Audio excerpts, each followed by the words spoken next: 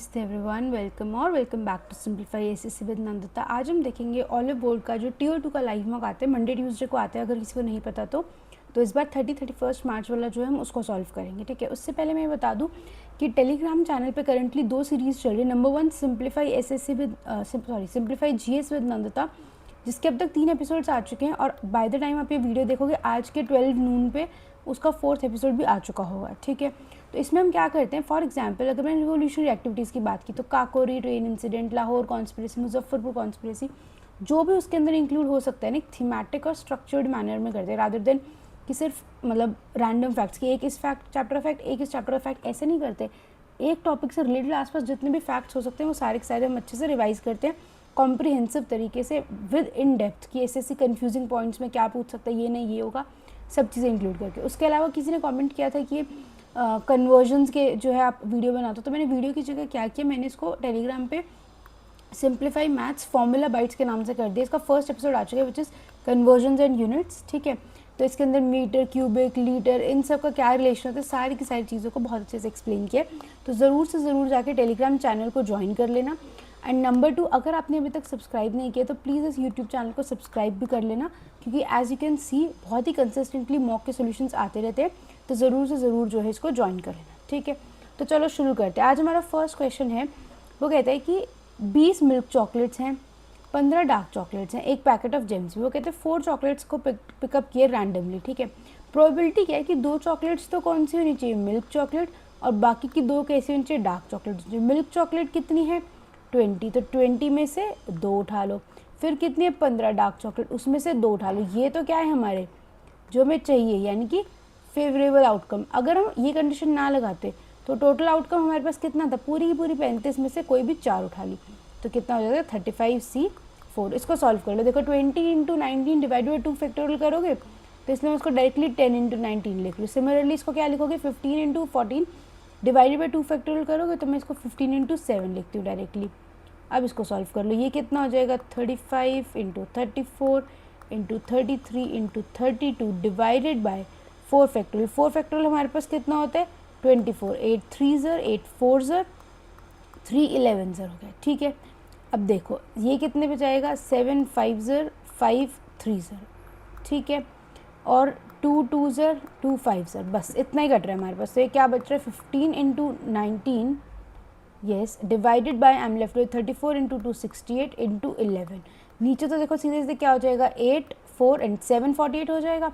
ऊपर करोगे तो कितना हो जाएगा 190 + 95 यानी कि 285 हो जाएगा। ठीक है, मैंने 19 × 15 करना था ना, तो मैंने इसको 190 + 95 कर दिया। ओके, ये मुझे टियर 1 वाले मॉक्स में कैलकुलेशन समझाने की आदत है, बट आई थिंक टियर 2 के मॉक्स में मुझे कैलकुलेशन समझाने की नीड नहीं होगी। Most likely you are a repeater if you are doing tier 2 mocks. ठीक है, या फिर आप CHSL मेंस दे रहे हो। ठीक है, आई होप सबको समझ आ गया। क्वेश्चन नंबर 2 पे चलते हैं। Length of minute hand of a clock is 15 centimetre. ये घड़ी होती है, ये मिनट हैंड है 15 सेंटीमीटर का, यानी कि ठीक है, वो बोल रहा है कि जब वो 12 मिनट, मान लो 12 मिनट ऐसे ट्रैवल किया तो बता दो कि उसने कितना डिस्टेंस कवर किया। यानी ये क्या बोल रहा है, आर तो कितना दे दिया उसने 15 दे दिया हमारे को, वो निकालने को क्या बोल रहा है, सर्कमफ्रेंस ऑफ सेक्टर निकालने को बोल रहा है। बस मुझे ये पता नहीं चाहिए कि सेक्टर के एंगल कितना होगा। हमें पता है 60 मिनट्स जब घड़ी घूमती है, मतलब मिनट हैंड घूमता है यहाँ से यहाँ तक, तो उतने में वो 360 डिग्री का कंप्लीट एंगल कवर करता है।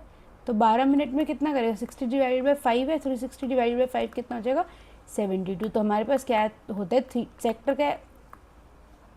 सेक्टर की circumference is equal to θ/360 × 2πr होता है। कितना हो जाएगा 72/360 × 2 × पाई × 15। This is 5, this is 3, I am left with 6 पाई। ठीक है, अब एक चीज़ देख लो, 2 चीज़ें होती है सेक्टर के केस में बात कर रही हूँ मैं, सर्कल के केस में तो दोनों सेम है।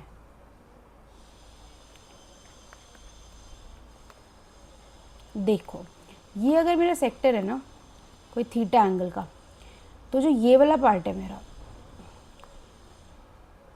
ये क्या है हमारी सर्कमफ्रेंस है, विच इज़ θ/360 × 2πr, करेक्ट।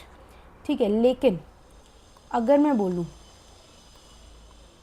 ये मेरा थीटा है और मैं बोलूँ कि ये वाला पार्ट है मेरा, ये वाला पार्ट है, ये वाला पार्ट है, तो इसको हम क्या बोलते हैं, या तो पेरीमीटर बोल सकते हो या फिर आर्क लेंथ बोल सकते हो। तो ये कितना होता है θ/360 इंटू 2/r प्लस 2r।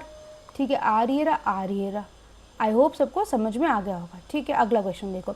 अगला क्वेश्चन कहते हैं, देखो ऑलमोस्ट ओरली करने का क्वेश्चन था, ध्यान से देखना, देखने लगेगा क्या पूछ लिया। 11a-9 डिवाइडेड बाई ए दे रहा है, फिर वो बोल रहा है 11b-9 divided by B plus 11c-9 divided by C, और पूछ क्या रहा है वो ये। ठीक है, मान लो इतने पार्ट को ना let me say it X for some time. देखो कुछ भी नहीं करना, डिनोमिनेटर को अलग करते हो। 11a divided by A 11, 11b divide by 11 B 11, 11c divide by C कितना 11, कितना बच गया 33, माइनस 9 कॉमन निकाल दूँ, क्या बचेगा 1/a plus 1/b plus 1/c, let me put it as x। ठीक है, इज इक्वल टू कितना गिवन था अपने को 0, तो यानी कि x की वैल्यू यहाँ से क्या आएगी मेरे पास 33 इंटू 9, पूछा क्या है उसने 6x, तो कितना हो जाएगा 6 इंटू 33 डिवाइड बाई 9। वैसे तो अगर नज़र पड़े ऑप्शंस पे तो डायरेक्टली मुझे दिख गया 22, क्योंकि 33 11 का मल्टीपल दिख गया मुझे यहाँ से, तो ऑब्वियसली फिर भी सॉल्व कर लो। 3 3 3 11 3 2 my answer is 22। All right, let's move to the next question. वो कहते हैं find the value of x if this. Prism की फटाफट से रिविजन कर लेते हैं। अपने पास क्या होता है प्रिज्म का, सबसे पहले क्या होता है हमारे पास LSA क्या होता है प्रिज्म का, perimeter of base into height. Prism कैसा होता है, टॉप इक्वल टू बेस होता है। प्रिज्म में स्लांट हाइट नहीं होते, पिरामिड से कंफ्यूज नहीं करना है। देन क्या होता है, ये किससे रिलेट कर सकते हैं आप, सिलेंडर से, है ना। सिलेंडर कैसा होता है, एक सर्कल रखा उसको बहुत सारे सर्कल्स रखते गए, टॉप और बेस सेम होता गया, तो ये क्या होता है हमारा एक प्रिज्म जैसी फिगर होती है। TSA क्या होता है अपने पास, LSA plus twice area of base, क्योंकि बेस हमारा और टॉप हमारा क्या है सेम है। देन क्या होती है अपने पास वॉल्यूम, वो क्या होती है area of base into height होती है। ठीक है, पिछले जो भी वीडियोस आती हैं ऑलमोस्ट हर वीडियो में Tier 2 के मॉक में पिरामिड और प्रिज्म रिवाइज हो ही रहा है, तो जिसको पिरामिड रिवाइज करना है ना जाके पिछली वीडियो ज़रूर से ज़रूर देखना। ठीक है, अब हम क्या कर रहे हैं प्रिज्म के लिए लिख रहे हैं। उसने क्या बोले, बेस एरिया ये है, हाइट ये है, तो हमें पता है area into height equal to ये वाली वॉल्यूम मिलेगी, तो क्या लिख दोगे 6√3x² into 100√3 is equals to 18 के आगे कितनी जीरोस दिए उसने 4, 1 2 3 4। ठीक है, 6 इंटू ये क्या हो जाएगा 3, और ये किससे कट जाएगा 18 से, 2 0 कट जाएंगी, तो मेरे पास x² आ गया 100, यानी कि x की वैल्यू क्या आ गई मेरे पास 10, which is my answer. Question number 5 देखते हैं। क्वेश्चन नंबर 5 कहते हैं selling price will be maximum under which of the following. Selling price मेरे को क्या करना है, मैक्सिमम करना है, तो इसका मतलब मुझे डिस्काउंट क्या करना होगा, मिनिमम करना होगा। क्लियर है ये बात सबको। सेलिंग प्राइस मैक्सिमम मतलब किसको फ़ायदा हो रहा है, बेचने वाले को। बेचने वाले को कब फ़ायदा होगा, जब वो कम से कम डिस्काउंट देगा। देखो 12 + 24 ये क्या होता है 36 माइनस 12 इंटू 24 डिवाइडेड बाई 100, ये तो पूरा का पूरा 36 ही है। ये कितना हो जाएगा 36 into 36 minus 26 into 10 divided by 100, ये कितना हो जाएगा 36 माइनस 18² डिवाइडेड बाई 100। ये सबको क्लियर है, क्यों, क्योंकि हमारे पास सक्सेसिव होते हैं ना, 2 डिस्काउंट अगर हम दे रहे हैं ए और बी, तो सक्सेसिव बोलती है कि मेरा इफेक्टिव डिस्काउंट होगा a + b minus A B upon 100। ठीक है, अब क्या मैं इसको कैलकुलेट करूँ 24 इंटू 12 को, 26 इंटू 10 को, और फिर माइनस करूँ, नो। एक छोटी सी बात देखो, उसने मुझे बोला कि मेरे पास है a + b minus A B upon 100, मुझे इसको क्या करना है, मिनिमाइज़ करना है। समझ में आई बात। अगर मुझे इसको मिनिमाइज़ करना है, एक बात बताओ, मेरे पास ए बी कितना है, सब में 36 है, राइट। मैं 36 में से क्या माइनस करूँगी कि 36 जो है ना मेरा सबसे कम हो जाए, यानी कि मुझे इस पार्ट को क्या करना है, मैक्सिमाइज़ करना है, यानी ए बी अपॉन 100 को मुझे क्या करना है, मैक्सिमाइज़ करना है, यानी जिसमें ए बी अपॉन 100 सबसे बड़ा होगा वो। अब इसके लिए आपको एक बात पता होनी चाहिए कि if a + b is equals to constant, then A B is maximum, एक सेकेंड गलत लिखा गया, ए बी इज मैक्सिमम, ओहो, A B is maximum when a minus B का मॉड इज मिनिमम। क्या बात मतलब है इस बात का, मैंने बोला कि ये तो सब में सेम है ना, a + b 36, तो a हमें जो माइनस करना है वो है a b अपॉन 100, तो हम सबसे बड़ा नंबर माइनस करेंगे तभी तो हमारे पास सबसे छोटा नंबर आएगा। सबसे छोटे का मतलब सबसे कम डिस्काउंट, सबसे कम डिस्काउंट का मतलब सबसे ज़्यादा सेलिंग प्राइस। ठीक है, अब ये कैसे पता चलेगा, अगर बिना मल्टीप्लाई किए, मैंने बोला a b अपॉन 100 है, ये मेरा मैक्सिमम कब होता है, ये आप सबको बात पता होनी चाहिए थी। ये मैक्सिमम कब होगा, जब ए बी का जो डिफरेंस है ना वो मिनिमम होगा, और वो मिनिमम किस केस में होगा, देखो इसमें होगा ना सबसे कम, किस में 18% वाले में। क्यों, क्योंकि 18 माइनस 18 इज इक्वल्स टू 0, इसमें तो 36 माइनस 0 36 है, इसमें कितना है 16 है, इसमें कितना है 12 है। तो हमारा आंसर क्या आएगा option number D without solving. ठीक है, ये ओरली करने का क्वेश्चन था। जैसे आपने देखा अच्छा मैक्सिमम सेलिंग प्राइस यानी कि मिनिमम डिस्काउंट देखा, फिर आपने देखा अच्छा ये भी 36, ये भी 36, ये भी 36, अब मिनिमम डिस्काउंट लाना है। तो यानी कि आपको पता चल गया ए बी माइनस 100 को क्या करना है मैक्सिमाइज। वो मैक्सिमाइज कब होगा जब ए माइनस बी का डिफरेंस क्या होगा मिनिमम होगा, यानी कि 18 माइनस 18 0 हो जाएगा। ठीक है, अगला क्वेश्चन देखते हैं। वो कहते हैं which of the following statements are true. Basically comparison कर रहे हैं। देखो रूट्स दिख रहे हैं ना, तो एक काम करते हैं सबसे पहले इनका क्या कर देते हैं स्क्वायर करते हैं। तो ये क्या बन जाएगा 4 3 12, ये क्या बन जाएगा 2 डिवाइडेड बाई 16, ये क्या बन जाएगा 4 डिवाइडेड बाई 5 इंटू 2। इसको कट कर दो 2, इसको कट कर दो, अपने पास क्या हो जाएगा 1/8। अब इसको क्या करो, इसको आपको परसेंटेजेस तो सबको याद होते हैं ना, कि हमें याद होते हैं सबको 1/8 की क्या परसेंटेज होती है, 1/6 की क्या होती है, तो 1/12 की क्या होती है अपने पास 8.33, देन 1/8 की क्या होती है अपने पास 12.5। देखो ये तो यहीं से कैंसिल हो गया 8.3। अदरवाइज भी सोचो, एक 1/12 है, एक 1/8 है, मतलब एक चीज़ को 8 में तोड़ा, एक चीज़ को 12 में तोड़ा, तो कौन सा पार्ट बड़ा होगा ये वाला ना।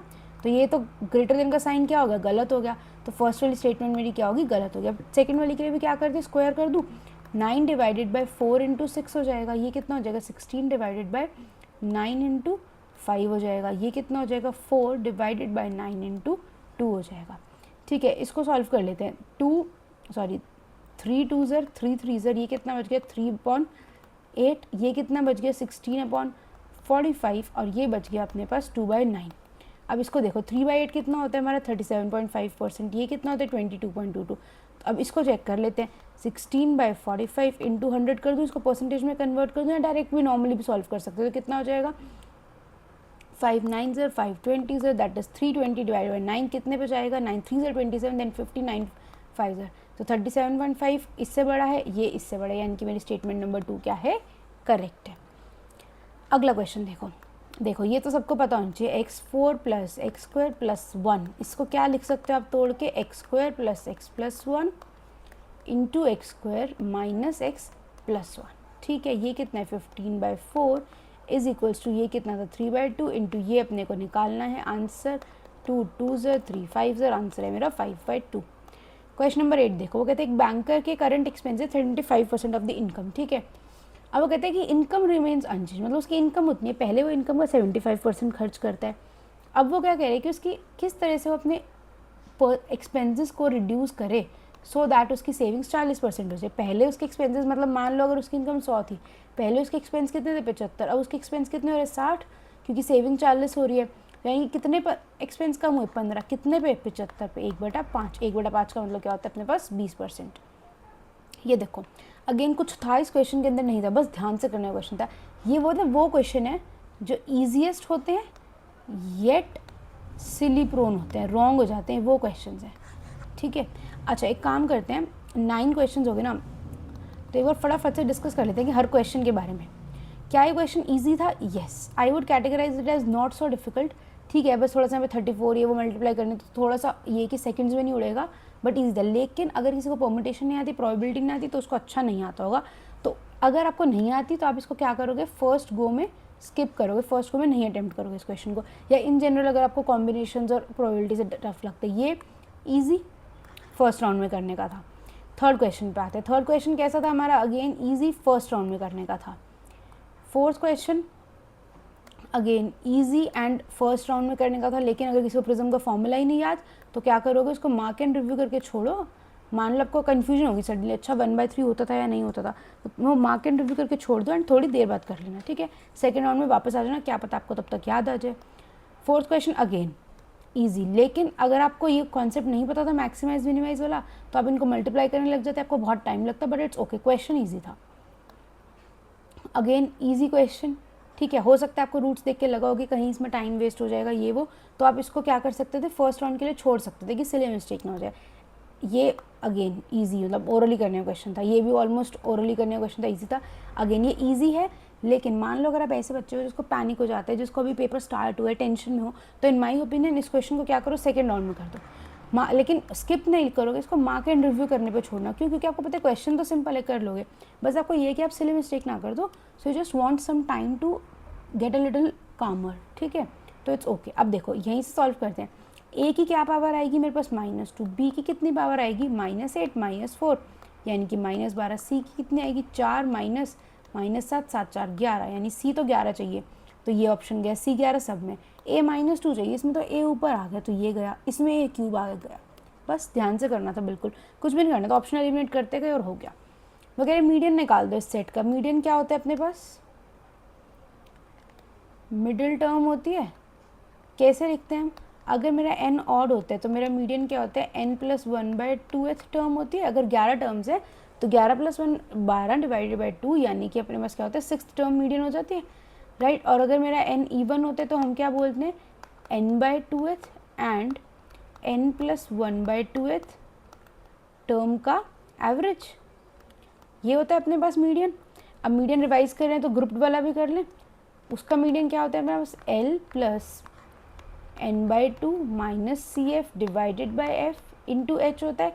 L क्या होती है lower limit of median class, ठीक है। n/2 क्या होता है मेरा, n क्या होती है मेरी टोटल फ्रीक्वेंसी, है ना, या फिर टोटल नंबर ऑफ ऑब्जर्वेशंस होती हैं, ठीक है। तो ये होता है n/2।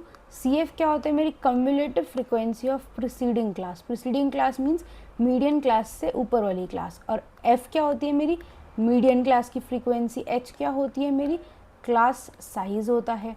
बचा क्या मीडियन क्लास। मीडियन क्लास अपने पास कौन सी होती है, मीडियन क्लास अपने पास होती है जिसकी frequency just greater than equal to n/2, ठीक है। यानी कि ऐसी क्लास जिसकी जिसकी cumulative frequency is just greater than n/2।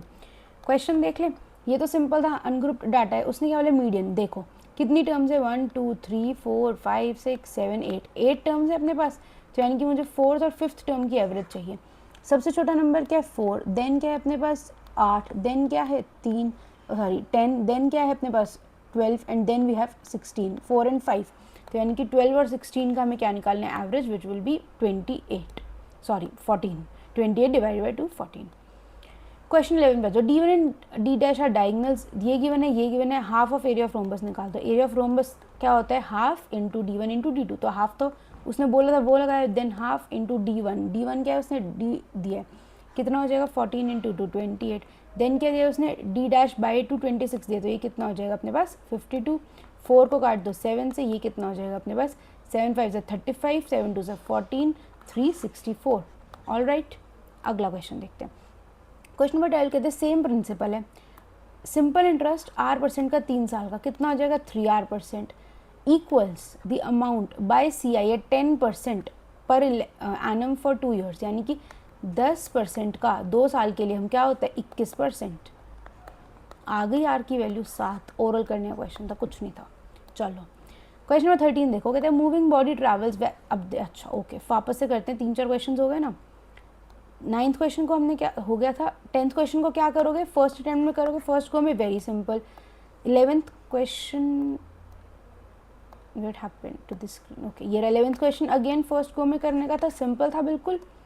12th question first go में very simple question. 13th question भी फर्स्ट गो में करने का है। देखो वो कहते हैं वैरी करते हैं डायरेक्टली डिस्टेंस, टाइम के किस तरह से वैरी करते हैं। वो बोल रहे हैं कि बॉय है, उसने कितना distance is equals to KT लिख दूँ, इसका मतलब T कितना है मेरे पास 3, ये कितना दे दिया उसने 33, तो K की वैल्यू क्या आ गई 11, तो हमारे पास आंसर क्या आएगा D is equals to 11T। Option number C is my answer.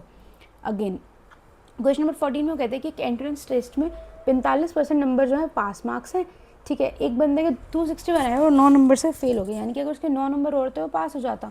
Again ये भी फर्स्ट गो में करने का क्वेश्चन है, कुछ नहीं है इसमें। तो यानी कि 45% की वैल्यू क्या है 261 + 9 यानी कि 270, कितने की निकालने को बोल रहे हैं 100% की, तो 270 डिवाइड बाई 45 इंटू 100, 9 5 ज़र 9 30 ज़र 5 6 ज़र 600 इज माई आंसर।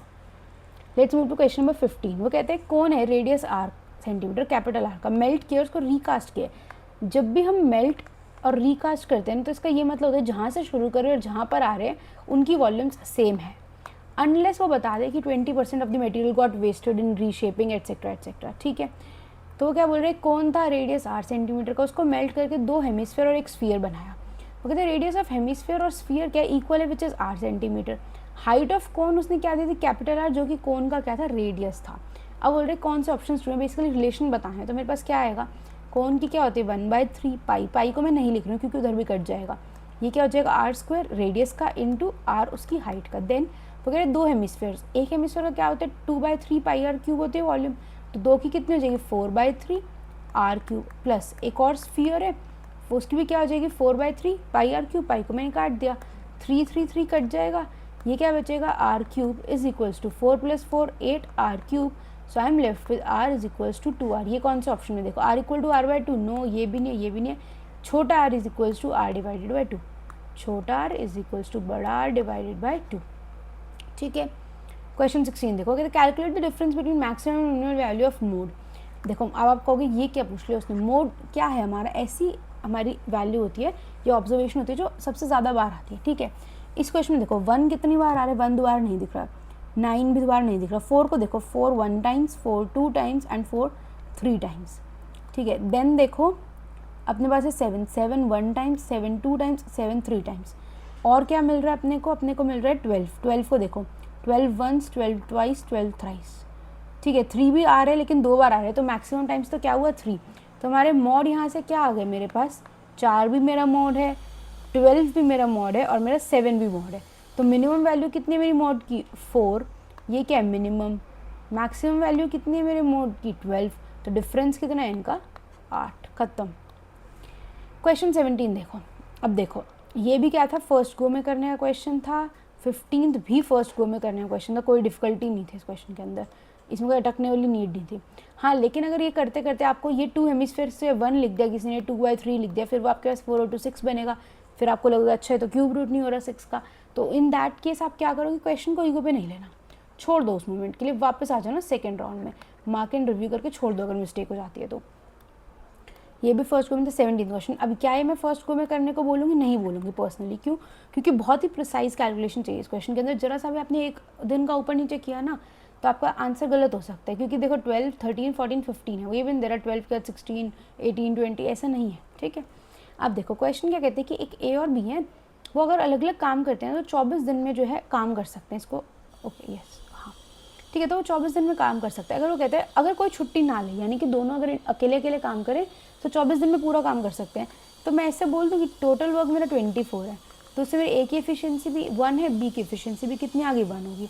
वो कहते हैं दोनों ने साथ में काम करना स्टार्ट किया, लेकिन ए क्या करता है 6 दिन के बाद छुट्टी लेता है और बी क्या करता है 8 दिन काम करने के बाद छुट्टी लेता है। यानी अब हम स्टार्ट करते हैं, पहले 6 दिन ए और बी दोनों ने काम किया राइट, तो 2 × 6 इज इक्वल्स टू 12 काम हो गया हमारे पास, हो गया।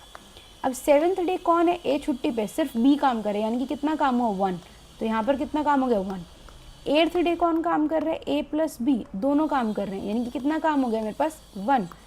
9th डे कौन काम कर रहा है, 8 डेज के बाद बी छुट्टी ले, तो यहाँ पे कौन काम कर रहा है सिर्फ ए, यानी कि कितना काम हो गया 1, ये सॉरी ये कितना था 2 था, 12 13 13 और 2 15, 15 और एक 16, 16 काम हो चुका। अब देखो काम कितना बचा 8। अब एक बात बताओ 6 दिन तक उसने काम किया था और उसने फिर 7th डे पे छुट्टी ली थी किसने, ए ने, तो यानी कि ए की छुट्टी अब अगली कब आएगी, ए क्या करेगा 8 9 10 11 12 13, 13 के बाद किसकी छुट्टी आएगी ए की, तो 13 तक देखो 9 हो गया मेरे पास, 10 11 12 13, इन 4 दिन तक कोई छुट्टी नहीं ले रहा, और 4 दिन में कितना काम हो जाएगा 8, कितना काम हो गया 13 और 2 15, 15 और एक 16, 16 और 8 24, तो मेरा काम खत्म हो गया। कौन से 13th डे पे, स्टार्ट कितने पे किया था उसने 1 जून को, स्टार्ट उसने 1 जून को किया था, 13th जून को मेरा काम क्या हो रहा है फिनिश हो रहा है।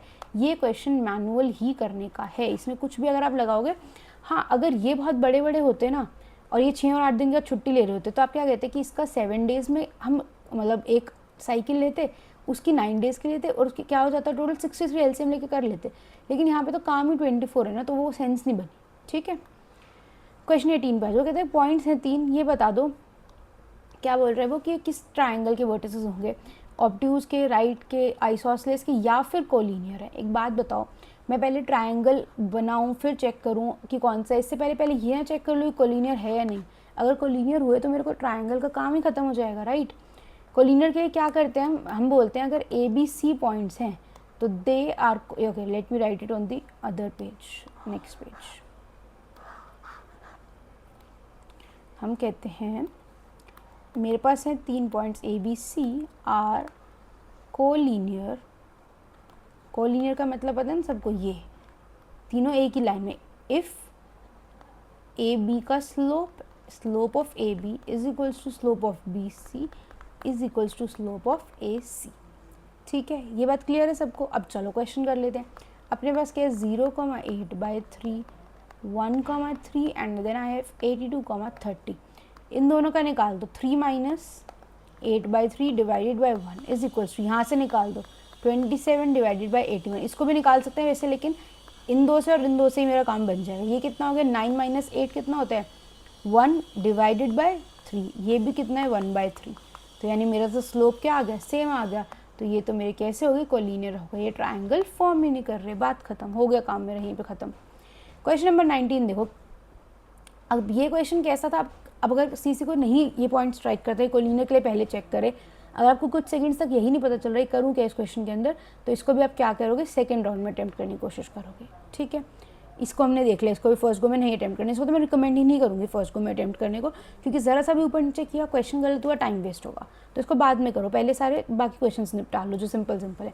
ये कैसे वेटेड एवरेज का क्वेश्चन है, इसको कैसे करोगे फर्स्ट गो में करोगे। ठीक है, वो कह रहे हैं average height of 30 trees is x metre, 30 है और बाकी के 60 की ये है। तो ये कितना हो गया 1, ये कितना हो गया 2, इनकी x है, इनकी कितनी है y। तो एवरेज कितनी हो जाएगी x + 2y डिवाइडेड बाई 3। कहाँ है वो, ऑप्शन नंबर 3 में। वैसे तो देखो आप जैसे आपको 1 और 2 दिखा तो आपको पता था नीचे 3 आएगा, तो ये तीनों ऑप्शंस चले गए थे। ठीक है, क्वेश्चन 20 देखते हैं। वो कहते हैं a solid wooden cube for a branch display. कोई क्यूब है जिसका एज कितने का दिया है, उसने 24 का दे दिया। फिर वो कहते हैं कि उसको होलो कर दिया, उसमें से कुछ पार्ट निकाल दिया यूनिफॉर्मली किए, ओके यूनिफॉर्मली, जिससे कि क्यूबिकल बॉक्स बन गया, इंटरनल एज 20 सेंटीमीटर का। तो उस वॉल्यूम ऑफ वुड की बता दो। देखो ये मेरा एक वुड है, इसमें से मैंने कुछ वुड निकाला है। किसके लिए निकाला है, इसको फॉर्म करने के लिए। तो मेरे पास जो वॉल्यूम ऑफ वुड आएगा वो कितना आएगा, जो ये बड़ा वाला था उसमें से मैंने जो निकाला है, मेरा जो वुड यूज़ हो रहा है, वुड यूज़ कितना हो रहा है मेरा इसको बनाने के लिए, राइट। तो अगर मैं ये बोलूँ कि जो ये मेरा सॉलिड है, इसमें से जो मैंने बाहर निकाला है होलो करने के लिए उसको, उसके बाद जो मेरा बचेगा वही तो मेरा वॉल्यूम ऑफ वुड यूज हुआ ना।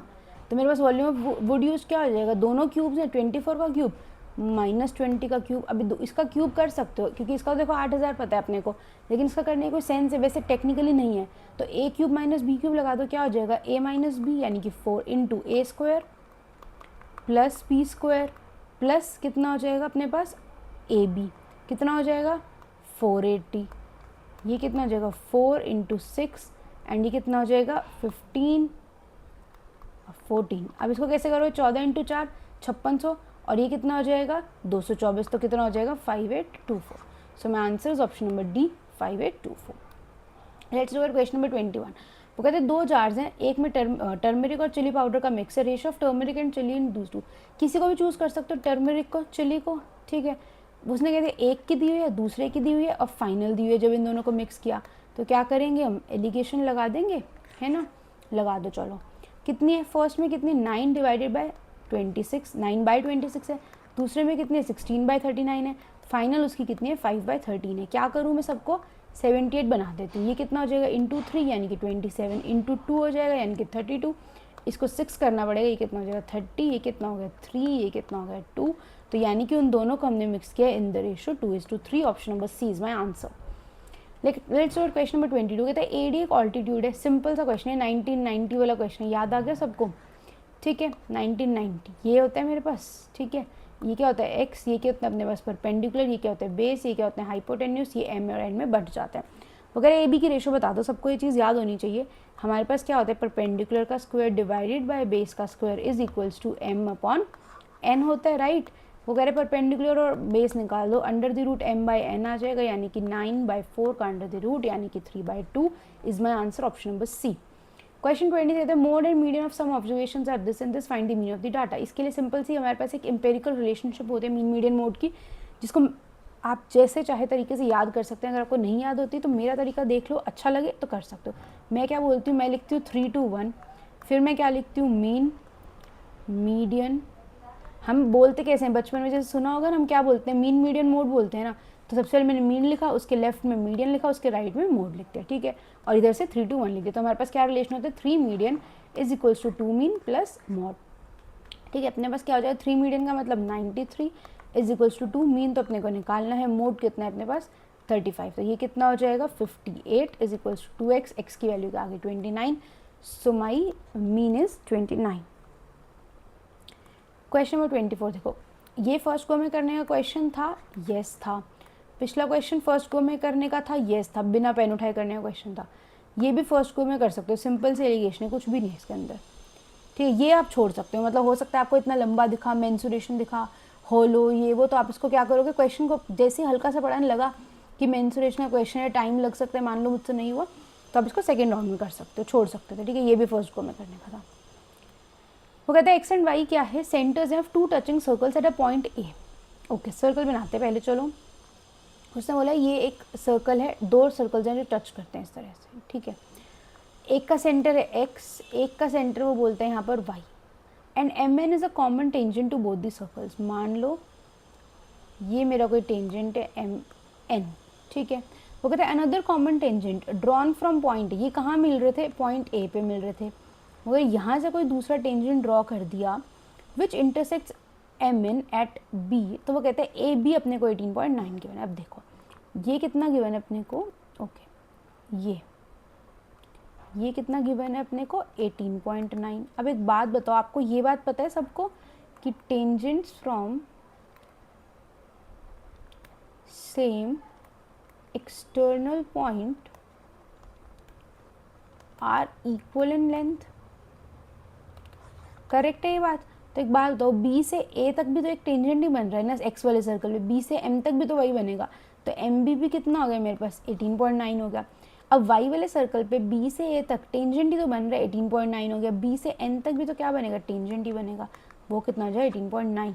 तो यानी कि मेरे को क्या निकालना था, एम एन, वो तो क्या हो गया M B plus B N हो गया, वो क्या हो गया 18.9 प्लस 18.9, तो इसका आंसर क्या आ जाएगा अपने पास 37.8 आ जाएगा। अगला क्वेश्चन देखो, फर्स्ट को में करने का क्वेश्चन था, यस, कोई दिक्कत नहीं थी। अगर किसी की ज्योमेट्री वीक है और उसको क्वेश्चन देख के लग रहा है कि भाई मुझसे तो फिगर नहीं बनेगी, ये क्या पूछ लिया, तो छोड़ो, टाइम मत वेस्ट करो, पहले बनाओ फिर सोचो क्या होगा, तो इट्स ओके, सेकंड राउंड में करो, पहले बाकी क्वेश्चन तो देख लो, क्या पता बाकी सब ईजी हो और वो हो जाए। और ऐसा भी तो हो सकता है अगर आपने इस पर टाइम वेस्ट किया तो बाकी ना हो, तो इसलिए पहले क्या करेंगे, हमें जो आते हैं वो करेंगे। ये कह रहे हैं साइन इंटू सेक दे दिया इक्वल टू 1, यानी कि साइन इक्वल टू कॉस दे दिया। आपको पता होना चाहिए कि जब साइन इक्वल टू कॉस होता है तो इसका मतलब हमारे पास, अगर मान लो ये ए एंगल पे बी एंगल पे है, तो यानी कि हम बोलते हैं A plus B equals to 90 degree होता है। ऐड करोगे, वाई से वाई कटेगा, 2x प्लस 2x कितना हो जाएगा, 4x इक्वल टू 90 हो जाएगा। अगर मेरे पास 4x इक्वल टू 90 है, अब देखो मेरे को, अब मैं x की वैल्यू 90/4 लिखूँ और फिर मैं उसको 22.5 लिख दूँ, ज़रूरत है कोई नहीं, इसीलिए क्वेश्चन पूरा पढ़ना चाहिए। tan 2x है तो सीधा 2x कितना है मेरे पास 45, tan 45 कितना होता है 1, so my answer is option number A 1। Question 26 देखते हैं। फर्स्ट राउंड में करने का क्वेश्चन था एब्सोल्युटली यस, बहुत ईजी क्वेश्चन था ये। आज के क्वेश्चंस बहुत ज़्यादा डिफिकल्ट लगे नहीं मुझे, तो इसलिए अगर किसी को डिफिकल्ट लगे तो थोड़ा सा मेहनत करो, रिविजन अच्छे से किया करो, अच्छे से अपने फॉर्मूलाज को याद रखो ताकि क्वेश्चन देख के डिफिकल्ट ना लगे, वो नॉर्मल लगे, जैसा है वैसा लगे। क्वेश्चन 26 देखने में बहुत लंबा क्वेश्चन है। अगर ये क्वेश्चन फर्स्ट क्वेश्चन होता ना तो मैं कहती कि आप फर्स्ट राउंड में मत करो, क्योंकि चाहे ये क्वेश्चन बहुत सिंपल होगा लेकिन 4 लाइन का क्वेश्चन है, तो अगर फर्स्ट क्वेश्चन ही आ जाए 4 लाइन का और मान लो आपको ना आता है, आपको प्रॉफिट एंड लॉस वीक है, तो आप थोड़ा सा पैनिक कर जाओगे। लेकिन 26वां क्वेश्चन, अब तक इतने सारे कर चुके हो तो पढ़ के देखो, क्वेश्चन बिल्कुल सिंपल होगा। प्रॉफिट एंड लॉस के क्वेश्चन यूजुअली बहुत सिंपल होते हैं, सिर्फ दिखने में लंबे होते हैं क्योंकि एक के ऊपर एक कुछ ना कुछ कर रहे होते हैं, ठीक है। अब उसने क्या बोला, एक मैन्युफैक्चरर है, उसका कॉस्ट प्राइस कितना है 200 है, उसके ऊपर X% का क्या करते हैं, मार्कअप कर देते हैं। फिर वो क्या करते हैं कि उसको डिस्काउंट दे देते हैं। उसके बाद वो क्या करते हैं, उसके ऊपर क्या करते हैं, कुछ प्रॉफिट लगा रहे हैं, जो रिटेलर होगा वो भी तो प्रॉफिट कमाएगा ना। फिर रिटेलर ने भी क्या कर दिया, GST भी लगा लिया कुछ, तो फाइनल प्राइस जो कस्टमर को पड़ा ना वो इतना है। मतलब इन्होंने आपको 200 से 360 का ना पूरा का पूरा सफ़र सिखा दिया। अब इसके लिए मैं एक चीज़ जो हमेशा सिखाती हूँ ना, याद करवाती हूँ, उसको देखो। ओके, क्या हो गया, where is the page, okay, मैं क्या बोलती हूँ, हम लिखते हैं मार्कअप। मार्कअप हमारा क्या होता है, हम कहते हैं जो CP है ना मेरा, 100 रुपये की मैंने चीज़ खरीदी, मैंने उस पर 120 रुपये का MRP लगा दिया क्योंकि मुझे कुछ कमाना था। फिर किसी बंदे ने आके बोला कि मार्कअप यार आपने 120 का MP लगाया है, ये तो ठीक नहीं है, बहुत ज़्यादा है, तो आप कुछ डिस्काउंट दे दो। तो मैं उस पर क्या करती हूँ, मार्कअप पे थोड़ा सा डिस्काउंट देके मैं कहाँ पहुँच जाती हूँ, सेलिंग प्राइस पे। ये क्या होता है, डिस्काउंट की रेशो, ठीक है। इसका क्या मतलब, अगर मैंने 20% डिस्काउंट बोला तो वो 1/5 होता है, तो हम बोलते हैं 5 रुपये के मार्केट प्राइस पे 4 रुपये का SP पड़ गया, तो ये क्या बन जाता है 4/5 बन जाता है, जो हमारा 20% डिस्काउंट है। फिर क्या होता है अपने प्रॉफिट लॉस की बात, उसको हम किस पे कैलकुलेट करते हैं, CP पे, CP से कैलकुलेट करते हैं, और कंपैरिजन किससे करते हैं, SP से करते हैं। अब देखो तो हम क्या बोल देते हैं, MP/CP into SP/MP is equals to SP/CP, है ना, क्योंकि कट भी जाएगा MP। इसका मतलब क्या होता है कि मार्कअप और डिस्काउंट का जो इफेक्ट होता है वो मिला के हमें प्रॉफिट लॉस दिखाता है। क्या है, देखो अब 200 रुपये की चीज़ थी, उसका CP था, उसने उसका X% में मार्कअप किया, मान लो इसको मैंने F फ्रैक्शन थी कुछ मेरी इसकी, ठीक है, उसने बोला इस पर रिटेलर ने 20% डिस्काउंट मिल गया, रिटेलर को मिल गया, तो कितना बन गया ये 4/5 बन गया। फिर रिटेलर ने क्या किया, इसको उसने कहा कि ऐसे लगाता हूँ कि 20% मुझे प्रॉफिट मिले, तो कितना हो जाएगा 6/5। फिर उसने बोला कि वो 25% का GST चार्ज करता है, यानी ये 25% इंक्रीज़ कर रहा है ना उसकी कॉस्ट को। 25% कॉस्ट को इंक्रीज़ करने का मतलब क्या हो जाएगा 5/4, और ये कितना बन रहा है अल्टीमेटली 366 से कितना कट जाएगा 60, 5 × 4 कितना होता है 20, ये कितना हो गया 3, ये कितना हो जाएगा 5 × 5 25, 25 × 4 100, ये कितना हो गया 2। तो मेरे पास F की वैल्यू क्या आ गई 3/2, यानी कि उसने, इसका मतलब क्या है 2 रुपये का उसका CP होगा, 3 रुपये का उसने मार्कअप किया था, तो यानी कि जो X% है उसका क्या मतलब मेरा 50%, 1/2। आया समझ सबको। क्वेश्चन नंबर नेक्स्ट पे चलते हैं, कितना है अपने पास 27, 26 था, let me check again, yes. Question number 27 कहते हैं A थर्ड क्वाड्रेंट में, ओके चलो ये टॉपिक आया है तो अब रिवाइज ही कर लेते हैं। ट्रिगो के हम क्वाड्रेंट रिवाइज करते हैं। ट्रिग्नोमेट्री में हमारा क्या होता है, देखो ये होता है हमारा फर्स्ट क्वाड्रेंट, ये होता है सेकंड क्वाड्रेंट, ये होता है थर्ड क्वाड्रेंट, और ये होता है फोर्थ क्वाड्रेंट। ये कितना होता है 0 to 90 डिग्री, ये कितना होता है हमारा 90 to 180 degree, and this is 180 to 270, and this is my 270 to 360 degree. ठीक है, ये क्लियर है सबको। अब देखो हम क्या कहते हैं, फर्स्ट हम एक छोटे से निमोनिक याद करते हैं, ऐड शुगर टू कॉफ़ी, कि कॉफ़ी में चीनी डाल दो, ऐड शुगर टू कॉफ़ी। इसका क्या मतलब है, फर्स्ट क्वाड्रेंट में ऑल माई ट्रिग्नोमेट्रिक रेशोज जो भी होती है मेरे पास, साइन कॉस टैन, जितने भी ट्रिग्नोमेट्रिक फंक्शंस हैं वो सारे के सारे पॉजिटिव होते हैं। ये लिखा है ना ऑल पॉजिटिव, एस का मतलब क्या होता है साइन पॉजिटिव। अब साइन पॉजिटिव है तो कॉसेक तो क्या होता है 1/sin, तो वो तो पक्का पक्का हो गए, तो यानी कि साइन और कॉसेक दो यहाँ पर पॉजिटिव हो गए। थर्ड क्वाड्रेंट में अपने पास क्या होता है टैन, टैन पॉजिटिव है, यहाँ पर टैन है तो कॉट भी हो जाएगा, T फॉर टैन। यहाँ पर क्या होगा कॉस, यानी कि कॉस पॉजिटिव है तो क्या पॉजिटिव हो जाएगा सेक पॉजिटिव हो जाएगा। ठीक है, ये बात समझ में आ गई। दूसरी बात सबको ये पता है, इस तरह से अगर हम साइन 90 - थीटा लिख दें तो वो क्या बन जाता है अपने पास कॉस थीटा बन जाता है, राइट। ये सब बातें याद है सबको। अब एक बात याद रखना, अगर मैं क्वाड्रेंट चेंज करती हूँ ना तो मेरा जिसको बदल रही है, अगर मैंने यहाँ पे साइन को बदला और मेरा साइन यहाँ पे पॉजिटिव है तो साइन को बदल के जब मुझे कॉस मिला तो कॉस पॉजिटिव रहेगा। लेकिन अगर मैंने यहाँ पे कॉस को बदला तो कॉस को बदल के चाहे साइन मिल जाए, लेकिन बदला तो कॉस को था ना, और कॉस मेरा क्या है सेकंड क्वाड्रेंट में नेगेटिव, तो वो मेरे को क्या मिलेगा नेगेटिव में मिलेगा। ठीक है, इसलिए जब मैं बोलती हूँ कॉस ऑफ 90 + थीटा तो वो कहाँ पर है, यहाँ पर है कॉस ऑफ 90 + थीटा, वो क्या बनता है मेरे पास -sin थीटा बनता है, क्योंकि चेंज तो कॉस को कर रहे हैं। दूसरी बात अपने पास क्या होती है, अब आप सोचोगे कि ये साइन कॉस बदलते कब है, ये कब बदलते हैं 90 पे बदलते हैं, 270 पे बदलते हैं, 450 पे बदलते हैं। कैसे ध्यान रखोगे आप इस चीज़ को, ये ऑड मल्टीपल पे बदलते हैं। क्यों, क्योंकि कोई ऑड है कोई अजीब सा है तो उसको बदलना पड़ेगा ना फिट ऑन दुनिया में फिट होने के लिए, इसलिए। ठीक है, ये ट्रिक है याद रखने की। तो ये कहाँ पे बदलते हैं ऑड मल्टीपल्स पे, तो यानी कि 180 पे 360 पे क्या है ट्रिग्नोमेट्रिक आइडेंटिटीज नहीं बदलती, यानी कि कॉस क्या रहेगा कॉस ही रहेगा, वो कॉस साइन में नहीं बदलेगा। ठीक है, आई होप ये सारी रिविजन हो गया। अब क्वेश्चन कर लेते हैं, कहते हैं ए थर्ड क्वाड्रेंट में है। ठीक है, देख लेते हैं। टैन है कितना आ गया यहाँ से अपने पास 17/16 आ गया। अब देखो वो बोल रहे इसकी वैल्यू निकाल दो, किसकी बोल रहे 3 cos divided by 4 sin plus 2 sin - 3 cos divided by cos plus 4 sin, इसकी वैल्यू निकालने को बोल रहा है वो। अब मैं देखो करने को तो मैं cos sin निकाल सकती हूँ और फिर क्वाड्रेंट के हिसाब से उसका सिंबल पुट कर सकती हूँ, लेकिन एक छोटी सी चीज़ देखो, व्हाट इफ मैं पूरे के पूरे जो मेरे को गिवन है इसको cos से डिवाइड कर दूँ तो मेरे पास क्या बन जाएगा 3 डिवाइडेड बाई 4 tan बन जाएगा, प्लस ये क्या बन जाएगा 2 × sin divide by cos tan -3 divided by ये क्या हो जाएगा 1 प्लस ये क्या हो जाएगा 4 tan हो जाएगा। अगेन ये भी फर्स्ट राउंड में करने का क्वेश्चन था। ठीक है, अब देखो 3/4 × 1/tan है, यानी कि बन जाएगा 3/4 × 16/17 प्लस। अब देखो यहाँ तक ये क्वेश्चन में कुछ नहीं था, है ना, सबको समझ में आ गया। अच्छा ठीक है, tan कर देते हैं। अब ये है ध्यान से करने का पार्ट, थोड़ी सी कैलकुलेशन में ध्यान से करना है, इधर थोड़ी तो गड़बड़ हो जाएगी और दोबारा करना पड़ेगा क्वेश्चन। प्रॉब्लम सारी ये है 2 × ये कितना अपने पास 17/16 -3 डिवाइडेड बाई कितना हो जाएगा 1 + 4 × 17/16, यही है अपने पास। ठीक है, अब कर लो, ये कितना हो जाएगा 4 4 ज़र कितना हो गया अपने पास 12/17 प्लस ये कितना हो गया 8 ज़र कितना हो जाएगा 17 - 24 कितना हो जाएगा -7/8 हो जाएगा। ठीक है, अब इसको सॉल्व कर लेते हैं। इसको मैं साइड में सॉल्व कर रही हूँ फिर लिख दूँगी। कितना हो जाएगा 1 + 4 4 ज़र 1 + 17/4 7 और 4 11 तो ये कितना हो जाएगा 21/4 हो जाएगा, यानी कि इसको 4/21 लिखूँगी इस तरह से।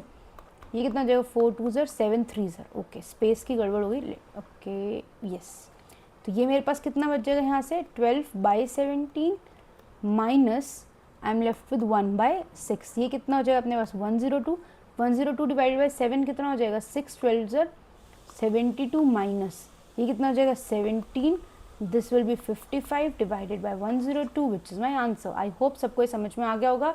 ईजी क्वेश्चन बट कैलकुलेशन बहुत ध्यान से करनी है। Let's go to question number 28। Question number 28 क्या कहते हैं, थीफ है वो 150 मीटर हेड है, यानी यहाँ पे थीफ है और यहाँ पे पुलिस है। ये थीफ ऑलरेडी 150 मीटर पहुँच चुके हैं, इनके बीच का गैप है। थीफ की स्पीड गिवन है, पुलिस की स्पीड गिवन है, तो टाइम बता दो। हमें पता होना चाहिए सबको कैचिंग टाइम या time when some thief is caught क्या होता है अपने पास gap divided by relative speed होता है। कितना हो जाएगा गैप कितना है अपने पास 150, रिलेटिव स्पीड कितनी 9 - 6 3 सॉरी क्या हो जाएगा, इसको मीटर पर सेकंड कर दूँ 5/18 ये कितना हो जाएगा 6 ज़र ये कितना हो जाएगा 30 ज़र ये कितना हो जाएगा 180 सेकेंड्स। और क्या पूछा इसने मिनट्स में, 180 सेकेंड्स में कितने मिनट्स होते हैं 3 मिनट्स होते हैं। Question number 29। क्वेश्चन नंबर 20 कहते हैं the smallest number which should be added to the smallest number divisible by 12 18 and 20 to make it a perfect square is x, find the remainder when x is divided by 9। Question को ध्यान से पढ़ो, smallest दो बार आ गया ना, confusion ना हो जाए। वो कह रहे हैं कि सबसे छोटा नंबर जिसको ऐड करना पड़ेगा, किसको, उस सबसे छोटे नंबर को जो इन 3 नंबर से डिविजिबल है। सबसे छोटा नंबर जो कुछ 2-3 गिवन नंबर से डिविजिबल होता है वो क्या होता है अपने पास, याद है सबको, लीस्ट कॉमन मल्टीपल। यानी कि वो क्या बोल रहे हैं, वो बोल रहे हैं कि 12 18 और 20 के एलसीएम में ऐसा क्या सबसे छोटा नंबर ऐड करें जिससे कि वो परफेक्ट स्क्वायर बन जाए। वो कह रहे हैं ऐसा सबसे छोटा नंबर जो ऐड किया वो x है। तो बताओ कि जब x को 9 से डिवाइड करोगे तो क्या रिमाइंडर रहेगा। बहुत सिंपल क्वेश्चन है। 12 18 20 का कितना एलसीएम लिखोगे, 12 18 का तो 36 लिख दो पहले, क्योंकि दोनों के टेबल में आते हैं। 36 में क्या होता है 4, बचा क्या यहाँ से 5, यानी कि क्या हो गया मेरे पास एलसीएम कितना हो गया 180 हो गया। 180 में क्या सबसे छोटा नंबर ऐड करूँ कि मेरे को क्या बन जाए परफेक्ट स्क्वायर, प्लस 16 कर दूँ कितना बन जाएगा 196 बन जाएगा। 16 को 9 से डिवाइड करोगे कितना रिमाइंडर आएगा 7 आएगा। अगेन ओरली करने का क्वेश्चन था, फर्स्ट गो में करने का क्वेश्चन था। अगर ये फर्स्ट क्वेश्चन होता तो हो सकता है आप लैंग्वेज देख के आपको 1-2 मिनट लगते, आप सोचते कि अरे ये क्या पूछ लिया है ना। अदरवाइज ये क्या था सिंपल क्वेश्चन, ये भी सिंपल था। 28 भी, 27 को हम डिस्कस कर चुके। 27 भी मैंने बोलता ना फर्स्ट गो में था, बस कैलकुलेशन ध्यान से करनी थी। 30th क्वेश्चन कहते हैं, ये भी फर्स्ट गो का है, बहुत डायरेक्ट क्वेश्चन है। वो क्या बोल रहे हैं डायरेक्ट कॉमन टेंजेंट बोल रहा है, तो रिवाइज ही करवा दूँ। अपने पास क्या होता है, एक होता है डायरेक्ट कॉमन टेंजेंट और एक क्या होता है अपने पास ट्रांसवर्स कॉमन टेंजेंट। और कभी वो दे देता है इसको इंटरनल लिख के, okay what happened to my handwriting sorry, इसको अच्छे से लिखते हैं। कभी वो भी इसको क्या लिख देता है इंटरनल लिख देता है और इसको क्या लिख देता है एक्सटर्नल लिख देता है। ठीक है, डी से क्या है डायरेक्ट है, डी से क्या है डिफरेंस है। तो ये क्या होता है अपने पास, मान लो मैंने डी को क्या लिख दिया difference of distance between the centres, तो ये क्या होता है d² minus r1 minus r2 का स्क्वायर। ठीक है, और ट्रांसवर्स क्या हो जाता है d² minus r1 plus r2 का स्क्वायर।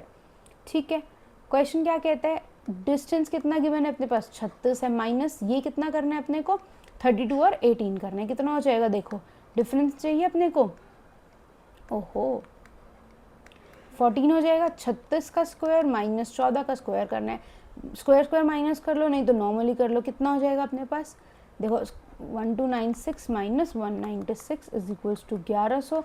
1100 का रूट करोगे तो कितना आ जाएगा 10√11 आ जाएगा। ठीक है, क्लियर है सबको। आई होप आप सबको सारे के सारे क्वेश्चन समझ में आएंगे। कोई भी डाउट है सिंपल सा बड़ा सा जो भी आपको लगता है किसी क्वेश्चन में वैसे कोई भी डाउट है तो प्लीज़ कमेंट करके पूछ सकते हो।